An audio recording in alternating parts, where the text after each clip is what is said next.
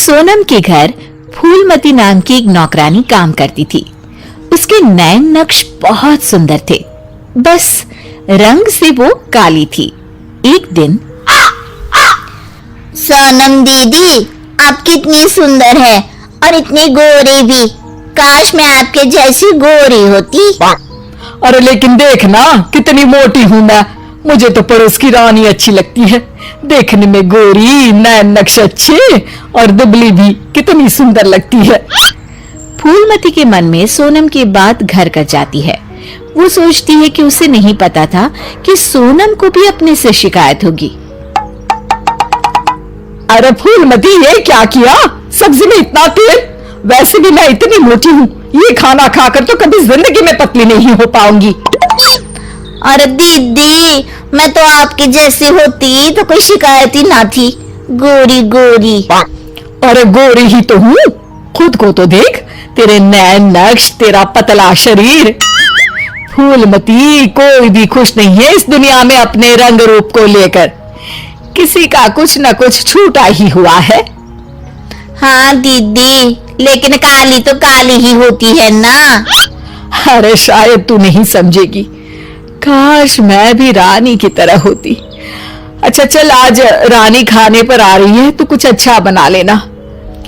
तभी वहां रानी आ जाती है। रानी दुबली पतली गोरे रंग की महिला होती है। दोनों सहेलियां बैठकर गप्पे मार रही होती है कि वहां फूलमती खाना लेकर आती है। अरे रानी दीदी, आप कितनी सुंदर हैं। काश मैं आप ही की तरह होती तो कितना अच्छा होता। शुक्रिया फूलमती, लेकिन तुम्हारे नैन नक्श तो बड़े ही तीखे हैं। हाँ दीदी, लेकिन हूँ तो काली ही ना। वैसे तो मैं भी वो सामने वाली वंदना को देखकर सोचती हूँ कि काश मैं उसके जैसी होती। है दीदी, आप भी अपने से खुश नहीं? ना ना, मैं तो बहुत खुश हूँ, बस जरा लंबाई। काश मेरी लंबाई वंदना जैसी होती तो कमाल हो जाता। फूलमती उन लोगों को खाना देकर वहां से चली जाती है।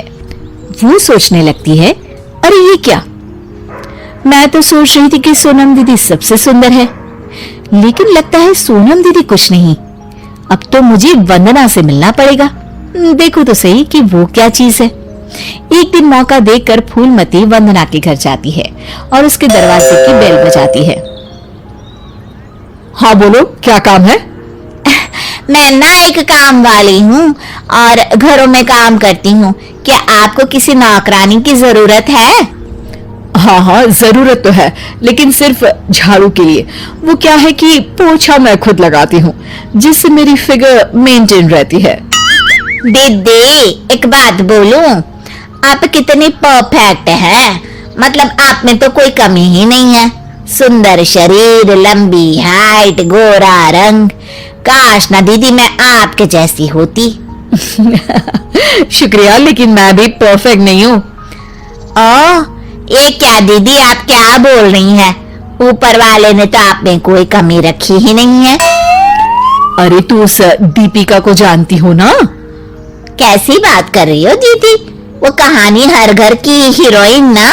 हाँ हाँ वही। उसकी त्वचा देखी है, कैसी दमकती चमकती, और कमर तो कितनी पतली है। हाय। पर दीदी, वो तो हीरोइन है, हीरोइन। वो तो पैदा ही ऐसी हुई होगी। हाँ वही तो, उसको तो भगवान ही ऐसा बनाया होगा, सुंदर, चमकता और दमकता। फूलमती सोचने लगती है, अरे ये क्या, आकांक्षाओं का कोई अंत ही नहीं है। कोई खुश नहीं है खुद से, हर किसी को किसी और जैसा दिखने की चाह है। अब तो किसी न किसी तरह दीपिका से मिलने जाना होगा, लेकिन कैसे? फूलमती एक दिन दीपिका के घर जाती है, जहां उसका बॉडीगार्ड दरवाजा खोलता है। कौन हो तुम और यहाँ क्यों आई हो? मैं ना मैडम से मिलने आई हूँ, कोई बात करनी थी। अरे चलो चलो यहाँ से, ये कोई धर्मशाला नहीं है जो बात करने के लिए आ गई मैडम से। तभी वहां दीपिका आ जाती है। अरे भैया आने दो, फैन होगी मेरी। फूलमती दीपिका के पीछे पीछे उसके घर के अंदर चली जाती है। मैडम आप तो इतनी सुंदर हो जैसे कि कोई गुड़िया। हाय हाय, त्वचा तो ऐसी जैसे कि मोम। मैडम काश मैं आपकी जैसी होती। अरे मैं काफी परेशान हूँ अपने रंग रूप को लेकर। एक ही जिंदगी और उसमें भी भगवान ने मुझे ऐसा बना दिया। दीपिका को फूलमती की बात परेशान कर देती है।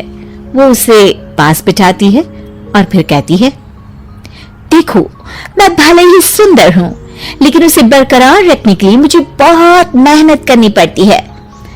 मतलब मेहनत क्यों और कैसे?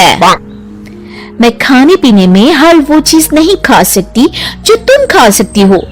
मैं धूप, पानी, हवा, धूल से दूर रहती हूँ, नहीं तो दाने निकल आते हैं। ना जी ना मैडम, मैं तो सारा दिन घूमू हूँ। बारिश में भीगना तो मुझे बहुत ही अच्छा लगे है।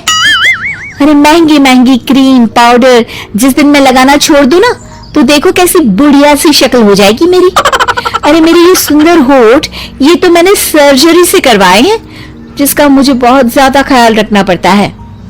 दीपिका की बात सुनकर फूलमती वहां से निकल जाती है। वापस आती है सोनम के पास और काम करने लगती है। अरे फूलमती, क्या हुआ? आज बड़ी खुश लग रही है। हमेशा तो परेशान सी रहती थी, अब किसके जैसा लगने की चाह है? किसी की तरह नहीं दीदी, भगवान ने तो मुझे बहुत ही अच्छा बनाया है। मेरे जैसे नैन, नक्श और काया हर किसी को नहीं मिलती। मुझे ना तो कोई महंगी क्रीम लगानी पड़ती है और ना ही खाने पीने में कोई परहेज करना पड़ता है। मौसम कोई भी हो, मैं तो पूरे मजे लेती हूँ। ना धूल से प्रॉब्लम और ना ही डॉक्टर के चक्कर। तो दीदी मैं तो अब खुशी रहूंगी ना।